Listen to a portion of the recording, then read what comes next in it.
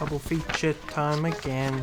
Now Connor, you might be saying, why are you torturing yourself with back-to-back films about depressing world conflicts? Well, because I'm a fucking sadist, but actually both of tonight's films were slightly more tongue-in-cheek and lighthearted than you'd expect. First up was Mr. Nobody Against Putin, a film about a videographer at a high school who decides to use his position to capture the rise in forced propaganda into the curriculum ever since Putin invaded Ukraine in 2022. The level of government meddling in the education system in this film is so horrifically blatant that if this was a Sacha Baron Cohen film, I still would have said it would have been too much. They literally have an assigned council of child patriots wearing red berets, reading from cue cards discreetly under their desks so that they make sure they reply to their teachers' prepared script properly, all while being filmed so that they can send the footage to the Russian government to prove that they're adhering to the new curriculum. Instead of constable care, they get militia groups bringing in landmines and AK-47s to play around with like they're literal toys. There's a slow motion sequence of 13-year-old girls with pigtails holding assault rifles running through the corridors that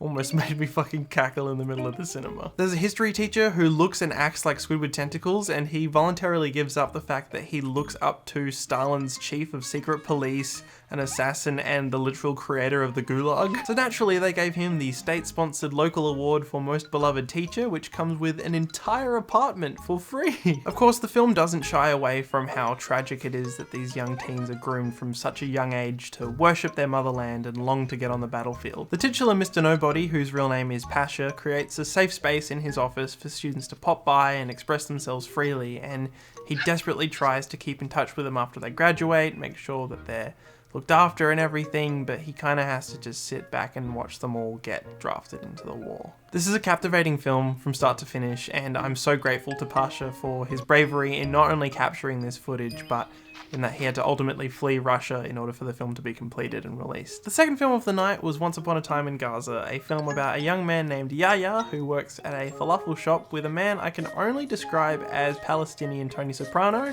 who he helps steal drugs on the side. Palestinian Tony Soprano is then killed by a crooked cop, and although Yahya survives, he has to go into hiding until 2 years later when he is plucked from obscurity to star in a TV show commissioned by Gaza's Ministry of Culture, and he is reunited with his boss's killer and makes a plan for revenge. I really enjoyed this for the most part. The actors are super charismatic and the script is delightfully off kilter, but I did find that the pacing was a little bit all over the place and some story threads felt a little bit unresolved. Some scenes actually reminded me of Tarantino's underrated classic Jackie Brown in their confidence to just really take things slow, but when I felt like things were really starting to kick off, I checked the time and saw that there were only 20 minutes left of the film. I honestly think this would have worked much better as a limited miniseries or something, because all the ingredients were there for something really phenomenal, but in its form it just didn't quite stick the landing for me. Here's hoping the Nasser brothers' next film won't have to be shot in another country.